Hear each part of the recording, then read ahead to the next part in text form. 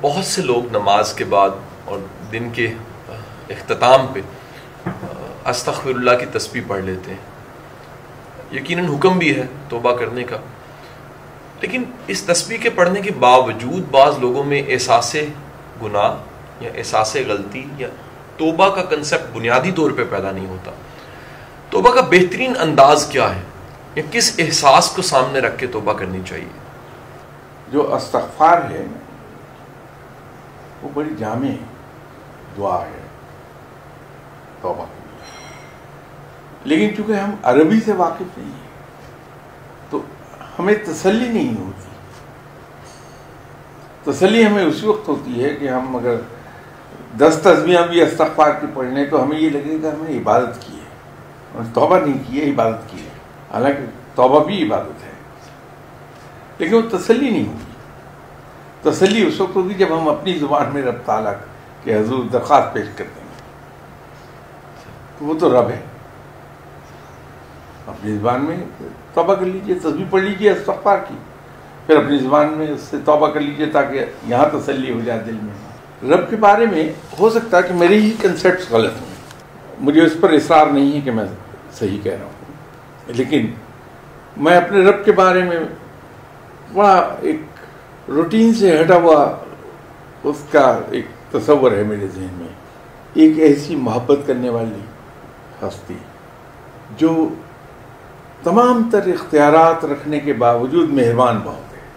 یہ میں اپنے رب کی بات کر رہا ہوں کہ میرے ذہن میں تصور یہ ہے اپنے رب کا کہ میرا رب تمام تر اختیارات رکھنے کے باوجود، ہر چیز پر قادر ہونے کے باوجود، مجھے سزا دینے پر قادر ہونے کے باوجود، مجھ پہ گرفت کر لینے کے باوجود پر قادر ہونے کے باوجود وہ بڑا مہربان ہے، معاف کر دیتا ہے. دوسری بات یہ ہے کہ میں نہ جانے کیوں سمجھتا ہوں کہ میں اپنے رب کے ساتھ چاہے کسی زبان میں گفتگو کر لوں، اپنی درخواست کسی زبان میں پیش کر دوں، میرا رب اس زبان کو قبول فرما لے گا کہ ٹھیک ہے اس نے افریقہ کے اس قبیلے کی زبان سواحلی میں مجھ سے سوال کیا ہے، وہ اس کو بھی سن لے گا، قبول فرما لے گا، جواب بھی دے دے گا، سوالی میں جواب دے دے گا. میں اپنے رب کے ساتھ جیسے دل چاہے انداز میں بات کر لوں، اس کو سوال پیش کر دوں کیسے ہی لفظوں میں، وہ میرے دل کو دیکھ رہا ہے کہ میرے دل میں جذبہ کیا ہے. اگر میرے دل میں ایک مان ہے کہ وہ میرا رب ہے، مجھے پالنے والا ہے، میرا خالق ہے، یہ مان ہے میرا، اور یہ مان ہے کہ میرا رب سب سے بڑا ہے، وہ عظیم ترین ہے، بڑا مہربان ہے، یہ مان ہے اگر میرا، اور میں اس مان کی وجہ سے کیسے ہی لفظوں میں اس سے بات کر رہا ہوں، وہ تو میرے دل کو دیکھ رہا ہے کہ اس بندے کے دل میں میری اتنی محبت ہے اور میرا اتنا مان ہے کہ یہ مجھے اپنا سمجھ کے اور اپنے آپ کو میرا سمجھ کے مجھ سے ان الفاظ میں مانگ رہا ہے. تو میرا رب مائنڈ نہیں کرتا، مجھے یہ یقین ہے، بس وہ یہ دیکھتا ہے کہ اس کے دل میں کیا ہے، جذبہ کیا ہے، کس جذبے سے اس نے بات کی میرے سے. تو یہ کنسیپٹ ہے میرا. اب ہو سکتا ہے کہ درست نہ ہو سکتا ہے کہ جو صاحبان علم ہیں ان کے نزدیک یہ بدتمیزی ہو کہ میں رب تعالیٰ کے ساتھ سیدھی سیدھی بات کروں کہ یا باری تعالیٰ مجھے 10 روپے کی ضرورت ہے، تو فوری طور پہ 10 روپے مجھے عطا کر دے.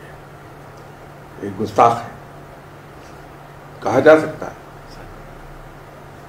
لیکن میں کہتا ہوں کہ وہ میرا رب ہے. اگر میں اس سے نہیں مانگوں گا تو پھر کس سے مانگوں گا؟ تو میں اس سے مانگتا ہوں کہ میری ضرورت پوری کرے. رب کا معاملہ ایسا ہے کہ یہ صرف دل کا رشتہ ہے. ہم دل میں اپنے رب کو کیا سمجھتے ہیں؟ آپ ایک تماشا دیکھیے، میں، آپ اور ہم سب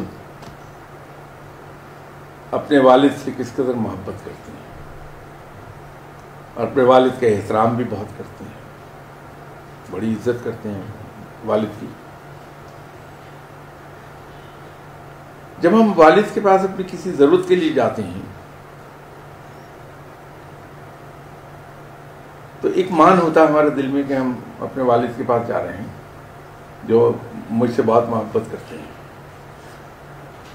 اور اللہ نے انہیں وسائل دیے ہیں کہ میری ضروریات ان کے ذریعے سے اللہ پوری کر دیتا ہے۔ تو ہم اپنے والد کے پاس جا کے کبھی تکلفات سے کام نہیں لیتے، تمہید سے کام نہیں لیتے، سیدھے جاتے ہیں کہ 10 روپے تو دے دیں آپ۔ تو اگر کہیں کہ نہیں میرے پاس نہیں ہے، کیسے نہیں، آپ تو بہت امیر ہیں، آپ کے پاس ہیں، آپ دیں۔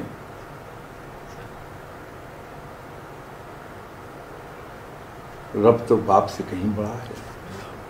تو ہم رب جو والد سے کہیں زیادہ بلند ہے، اس کے ساتھ میں کس میں پڑ جاؤں، کسی بھی زبان میں اس سے میں گفتگو کروں، میرا رب ہے وہ، تو میں اس کا بندہ ہوں، جتنا جی چاہے اس سے مانگتا رہوں، میں صبح سے رات تک مانگتا رہوں، دیتا ہے، عطا کر دیتا ہے۔ تو رب کے بارے میں کیا سوچنا؟